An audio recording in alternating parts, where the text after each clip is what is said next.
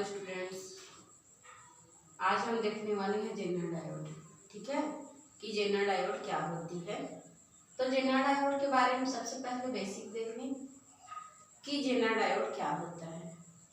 इससे पहले हम क्या पढ़े, तो पी एन संधि डायोड क्या पढ़े हैं हमने, पी एन संधि डायोड। तो पी एन संधि डायोड पर हमने क्या सीखा, तो पी एन संधि डायोड पर हमने सीखा कि वो पूर्ण तरंग और अर्ध तरंग दो प्रकार के दृष्टिकारी के रूप में यूज करते हैं। ठीक है, ये हम लोगों का पी एन संधि डायोड का ही खास कंस्ट्रक्शन से बना होता है।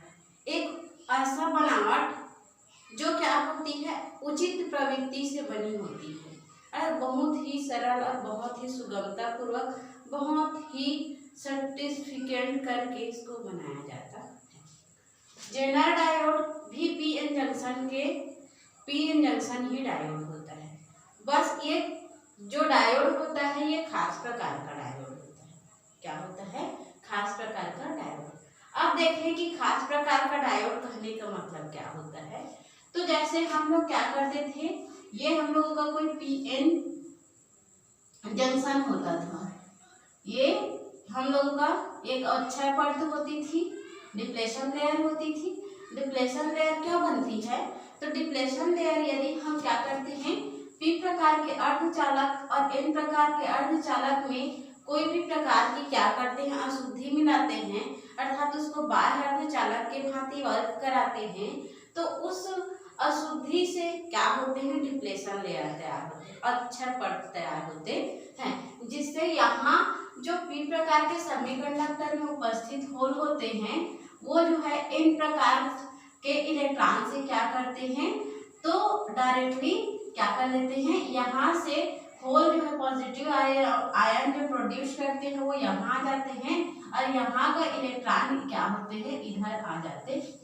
जब इसमें क्या किया जाता है, कोई भी बैटरी या वोल्टेज लगाया जाता है और बैटरी या वोल्टेज से धारा उत्पन्न होने की वजह से इसमें जो मैग्नेटिक फील्ड होती है, तो उस मैग्नेटिक फील्ड के वजह से जो अर्धचालक, जो आधे चालक की प्रकार में जो पी प्रकार का सेमीकंडक्टर और एन प्रकार की सेमीकंडक्टर होती है और उसमें जो भी अशुद्धि मिलाई जाती है, तो उस अशुद्धि को हम क्या, जैसे ही हम शुद्ध प्रकार के अर्धचालक में अशुद्धि मिलाते हैं तो उसको बोलते हैं डोपिंग कंडीशन।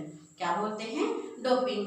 अब जो डोपिंग होती है वो कैसे बनते हैं, तो जितने ही ज्यादा हम लोगों का पी एन जंक्शन डायोड होता है, पी प्रकार के सेमीकंडक्टर में एन प्रकार के सेमीकंडक्टर का यदि क्या होता है, कोई जंक्शन होता है, जोड़ होता है और उस जंक्शन के द्वारा यहाँ के पी प्रकार के सेमीकंडक्टर के होल एन प्रकार के सेमीकंडक्टर के इलेक्ट्रॉन से डायरेक्ट क्या करते हैं, क्रिया करते हैं या उसके तरफ गमन होते हैं, मतलब उसी के दिशा में चलते हैं और यहाँ के इलेक्ट्रॉन यदि पी प्रकार के सेमीकंडक्टर की दिशा में चलते हैं तो उस प्रकार का एक जंक्शन जो तैयार होता है, जिससे हम लोगों का कोई अशुद्धि मिला दी जाती है। इस पी एन जंक्शन में जो निजी अर्धचालक होती है उसमें कोई अशुद्धि मिला देते हैं, चाहे वो पंचसंयोजी रहे चाहे वो त्रिसंयोजी रहे, तो हम लोगों का क्या बनता है, डिप्लेशन लेयर तैयार होता है। और इस प्रकार हमने जब डिप्लेशन लेयर तैयार किया तो उसमें क्या देखा, तो उसमें हमने देखा पी एन संधि डायोड का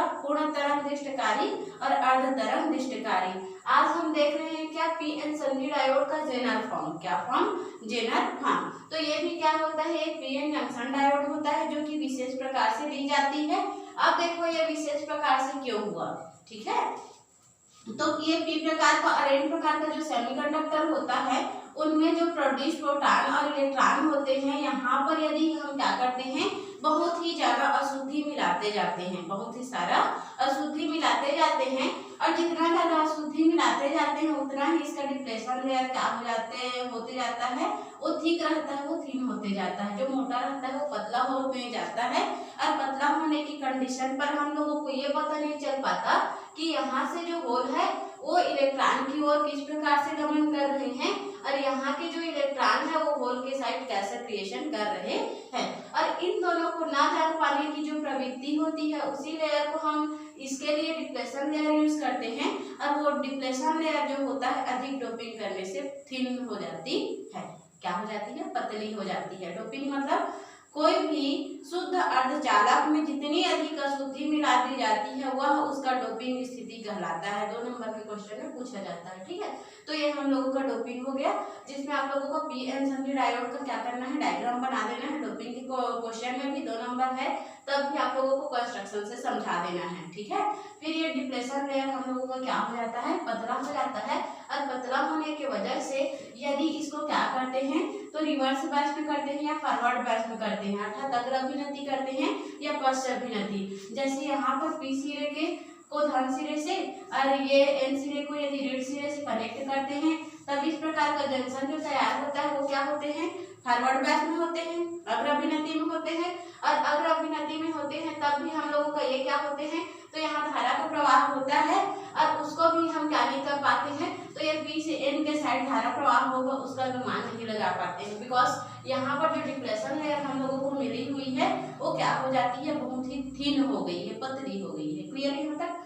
अब यदि हम इसको क्या करते हैं, रिवर्स बैच में कन्वर्ट कर देते हैं, इसको माइनस और इसको प्लस कर देते हैं, तो उस कंडीशन में ये क्या होते हैं, तो ये रिवर्स बैच में आए हैं और हम पी एन जंक्शन डायोड में क्या जानते हैं कि जब भी क्या करते हैं, ऋण सिरे को बैटरी मतलब जो हम लोग अर्धचालक के पी सिरे से और धन सिरे को एन सिरे से जोड़ते हैं तो उस कंडीशन में रिवर्स बैच होता है, और जब भी रिवर्स बैच होता है तो उसमें धारा का प्रवाह नहीं और वहां क्या होता है, शॉर्ट सर्किट होता है। लेकिन इस प्रकार के जंक्शन के लिए हम लोगों का डिप्लेशन लेयर थिन होने की वजह से, पतला होने की वजह से हम लोगों को यहाँ पर होल से इलेक्ट्रॉन और इलेक्ट्रॉन से होल का क्रिएशन क्या हो जाते हैं, बढ़ जाते हैं। क्या हो जाते हैं, बहुत सारे होल प्रोड्यूस हो जाते हैं और यहाँ बहुत सारे क्या होते हैं, इलेक्ट्रॉन आ जाते हैं।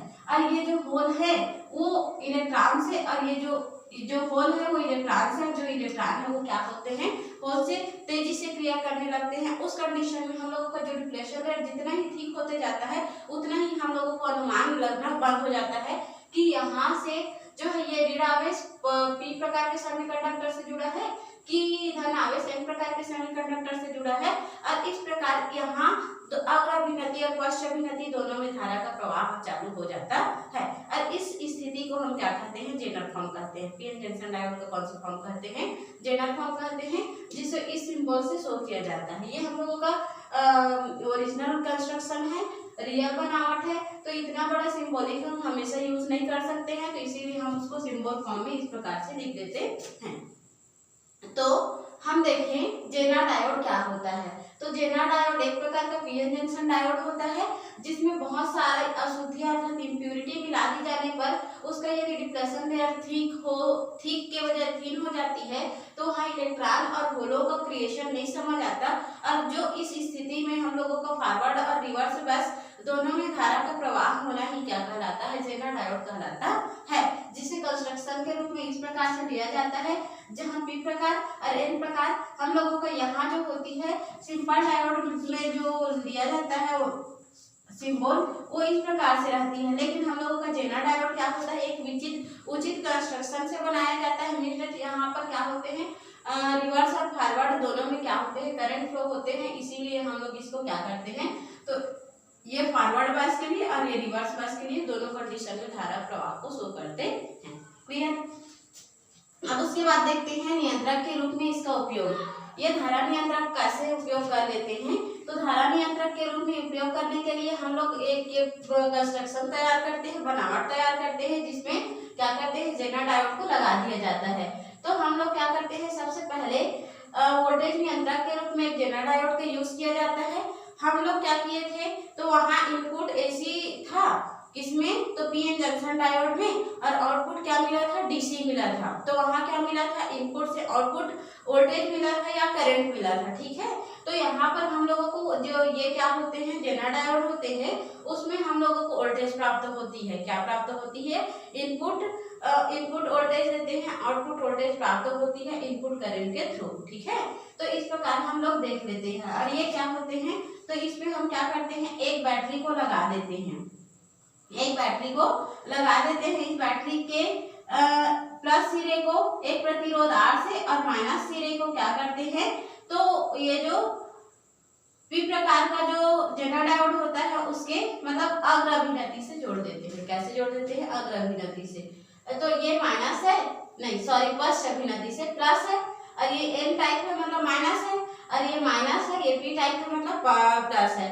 तो इसको क्या करते हैं, एक बैटरी लेते हैं, उस बैटरी के धन सिरे को एक प्रतिरोध R से अटैच करने के साथ साथ क्या करते हैं, डायोड से रिवर्स कंडीशन पे जोड़ दिया जाता है। और सिमिलर उसी प्रकार से बैटरी के ऋण सिरे को हम पी टाइप सेमीकंडक्टर के साथ जोड़ देते हैं, अर्थात हम लोगों को यहाँ से क्या हो जाता है, रिवर्सली कंडीशन प्राप्त हो जाता है, अर्थात ये क्या होते हैं, फर्स्ट अभिनति में कनेक्ट होते हैं। जिसके समांतर जो डायोड लगी होती है पीएन जो जेनर लगी होती है, जेनर डायोड लगी होती है, वहां पर प्रवाहित जो धारा होती है उसको IZ से नोट कर लेते हैं। और उसी के समांतर हम क्या करते हैं, एक प्रतिरोधक लगा देते हैं जिसको RL कहते हैं। और जिसमें यहाँ से जो धारा बह रही है R से, तो यहाँ धारा इधर गई तो IR बनेगा, है।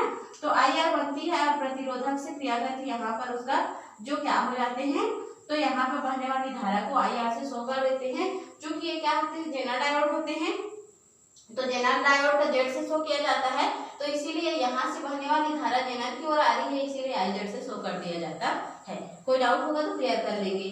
फिर क्या करते हैं, इसके बाद हम इसके जो लोड प्रतिरोधक RL लगी होती है उसके कुछ समांतर दूरी पर हम क्या करते हैं, आउटपुट सिग्नल प्राप्त कर लेते हैं, आउटपुट वोल्टेज प्राप्त कर लेते हैं। तो उसके लिए हम क्या किए हैं, तो उसको थ्योरी में लिखना है। इसका नियंत्रण के रूप में प्रयोग करने के लिए हम सबसे पहले क्या करते हैं, तो इसमें वोल्टेज को नियंत्रित किया जाता है, इसमें वोल्टेज को नियंत्रित किया जाता है। इसमें एक प्रकार की ऐसी कंस्ट्रक्शन तैयार की जाती है, ऐसी बनावट तैयार की जाती है जिसमें से प्रतिरोध से क्या होती है, कोई भी धारा प्रवाहित होती है, वो जेनर की तरफ पश्च अभिनति में होने की कंडीशन पर भी उसमें हम धारा प्रवाह करते हैं। और इसमें क्या होती है, कोई कितनी भी अशुद्धि या इम्प्योरिटी मिला देने पर भी हम लोगों को अग्र और पश्च दोनों कंडीशन पर हम लोगों को आउटपुट वोल्टेज प्राप्त हो जाती है। और इसके लिए हम खास कंस्ट्रक्शन लेते हैं जिसको लिखना है आप लोगों को थ्योरी, ठीक है। जितना हम बोले उतना आप लोगों को क्या करना पड़ेगा, लिखना पड़ेगा। क्लियर है, कोई डाउट? अब यहाँ पर जो लिया जाता है वो जो होती है, यहाँ पर इसकी जो वोल्टेज लगाई जाती है वो 2 वोल्ट से 200 वोल्ट के बीच में लगाई जाती है। तब उस कंडीशन पे माना कि ये जो बैटरी लगाए हैं उस पर प्रवाहित होने वाली धारा क्या है, I है। तो माना कि बैटरी से उत्पन्न धारा बैटरी से उत्पन्न धारा I है। तब बैटरी से उत्पन्न धारा I हो गया, और इस I से ये यहाँ से गया, तो चूंकि ये 2 प्रकार के कनेक्शन, देखो यहाँ पर कनेक्शन जुड़ा हुआ है, जॉइंट है, जॉइंट मतलब संधि बिंदु है, और जहाँ से संधि बिंदु होती है वहां से आगे भी जा सकती है धारा और मुड़ भी सकती है। तो दोनों कंडीशन पर इस संधि बिंदु पर हम लोगों को IR मिला है और जेनर की तरफ जा रही है, तब जेनर के लिए तथा जेनर पर आती धारा, जेनर की ओर आती हुई धारा को किससे कर दिए हैं, IZ से शो करते हैं। और इसी प्रकार से यहाँ से ये प्रतिरोधक भाग से RL की ओर आने वाली धारा को क्या करते हैं, IR से शो कर देते हैं। किससे शो कर देते हैं, IR से शो कर देते हैं। लेकिन अब हम लोगों को क्या करना है, तो यहीं से धारा निकली हुई है, टोटल धारा यहाँ से निकली हुई है, तो टोटल धारा क्या है, I है। तो टोटल धारा I बराबर क्या लेते हैं, तो IZ जेनर की ओर आने वाली धारा और प्लस करके IR जो प्रतिरोधक RL है उसकी ओर जाने वाली धारा। इन दोनों धाराओं को एडिशन कर देते हैं, इसको मान देते हैं फर्स्ट इक्वेशन। ठीक है, यहाँ तक कोई डाउट नहीं है ना। आगे देखते हैं कि यहाँ पर ये जो जेनर भंजन प्रभाव होती है, जेनर भंजन प्रभाव में जो वोल्ट मिलती है वो जो है वोल्टेज की वजह से इस जेनर डायोड पर मिलती है। वोल्टेज की वजह से इस जेनर डायोड पर एक प्रभाव पड़ता है, जो ज्यादा अशुद्धि मिला देने की वजह से जो डिप्लेशन लेयर को थिक से थिन होने की कंडीशन पर जो एक प्रभाव आता है, उस प्रभाव को हम जेनर प्रभाव कहते हैं। कैसा प्रभाव कहते हैं, जेनर प्रभाव कहते हैं। और उसी में भंजन ऐसी होती है कि वहां पर हमें ये समझ नहीं आता कि इलेक्ट्रॉन कब प्रोड्यूस हो रहे हैं और प्रोटॉन कब प्रोड्यूस हो रहे हैं, और इसी स्थिति को हम क्या बोलते हैं, जेनर भंजन प्रभाव कहते हैं। डाउट नहीं है ना।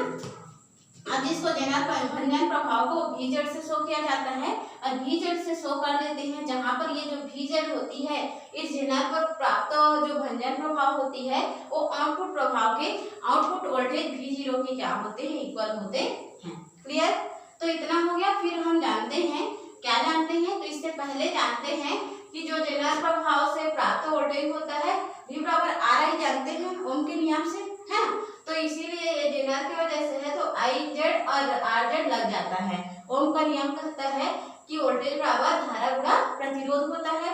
तो यहाँ चूंकि ये दोनों जेनर के लिए हैं तो इसीलिए उसका बेस क्या हो गया है, ZZ आ गया है, जिसको इक्वेशन नंबर 7 मान लेना है। सिमिलर इसी प्रकार जब ये VZ बराबर इतना होता है तो V0 बराबर ये जो है V0 जो आउटपुट मिल रहा है, V0 जो आउटपुट मिल रहा है वो कहाँ से होकर जा रही है, इस प्रतिरोध से होकर जा रही है। और इस प्रतिरोध में बहने वाली धारा क्या है, IR है। और साथ ही साथ वो किससे गुजर रहा है, प्रतिरोध से गुजर रहा है। अर्थात ये क्या हो रहा है, इस कंडीशन से पार होकर आउटपुट प्राप्त हो रहा है।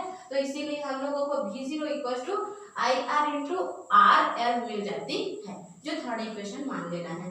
अब इन दोनों इक्वेशन को तो हम जानते हैं कि दोनों सिमिलर होते हैं, बराबर होते हैं, तो दोनों को बराबर ले लेना है। और जहाँ RZ क्या होता है, जेनर डायोड का प्रतिरोध होता है। RZ क्या होता है, ये RZ जो होती है ये इस जेनर डायोड के कहीं किसी पॉइंट पर लगा हुआ क्या होते हैं, तो प्रतिरोध होते हैं।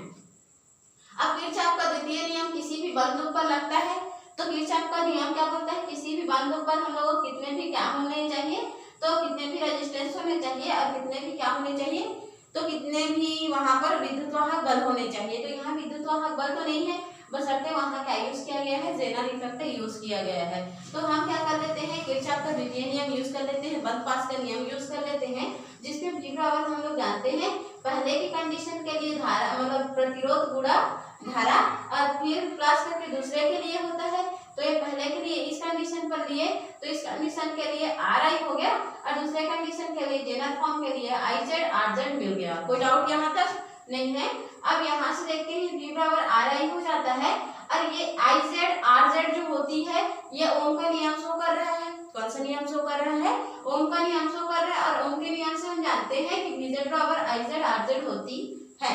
तो इस कंडीशन में हम IZ RZ की जगह क्या यूज कर लेते हैं, VZ का यूज कर लेते हैं। तो ये क्या आ जाता है, V बराबर RI आ जाता है, प्लस करके हम लोगों को VZ मिल जाता है। ठीक है, अब क्या करना है, तो हम जेनर इफेक्ट के लिए आउटपुट देख रहे हैं, किसके लिए देख रहे हैं, जेनर इफेक्ट के लिए आउटपुट देख रहे हैं, अर्थात उसका क्या देख रहे हैं, नियंत्रक के रूप में उपयोग को देख रहे हैं, नियंत्रित कंडीशन देख रहे हैं। तो नियंत्रित कंडीशन देखने के लिए हम VZ को यही रख देते हैं और इसको लेफ्ट साइड ट्रांसफर कर देते हैं। तो उस कंडीशन में हम लोगों का VZ तो एज इट इज रह जाता है, लेकिन ये V है वो क्या हो जाते हैं, ये इधर आते हैं, तो ये क्या हो जाते हैं, ये माइनस फॉर्म में आ जाते हैं, हाँ ये प्लस फॉर्म में आ जाते हैं। यहाँ प्रिंटिंग मिस्टेक हो गई, ये माइनस है और ये प्लस है। ठीक है, तो इस कंडीशन में हम लोगों को तीन परिस्थिति मिलती है। तो तीन परिस्थिति मिलती है, जेनर डायोड जो है आउटपुट वोल्टेज के इक्वल हो सकती है या तो कम हो सकती है। अर्थात यदि हम लोगों को जो वोल्टेज मिलती है, वास्तविक वोल्टेज मिलती है, वो जो जेनर वोल्टेज से क्या होती है, कम होती है, तो उसमें धारा का प्रवाह होगा, लेकिन हम लोगों को प्रवाह का अभाव होगा। ठीक है, अर्थात ये फर्स्ट कंडीशन पर होंगे, धारा प्रवाहित होगा लेकिन अधिक इम्प्योरिटी रहेगी, इलेक्ट्रॉन और होल का क्रिएशन समझ नहीं आएगा, और इस कंडीशन में हम लोगों का धारा प्रवाह चलेगा, लेकिन उसमें कभी भी वो बंद हो सकती है। ठीक है, जब इक्वल रहेगा तो कोई भी इफेक्ट नहीं होगा, सिंपल से चलेगा। लेकिन जब ये वोल्टेज जो होती है वो ज्यादा मिल जाती है जेनर वोल्टेज से, तो उस कंडीशन में हम लोगों का सफिशिएंट नहीं रहता है। कोई भी यदि ये ज्यादा होते हैं, ये ज्यादा होते हैं, उसको हम लोग कल के क्लास के टाइम चर्चा कर लेंगे। ठीक है, तो यहाँ तक आप लोगों को कोई डाउट होगा तो क्लियर कर लेंगे।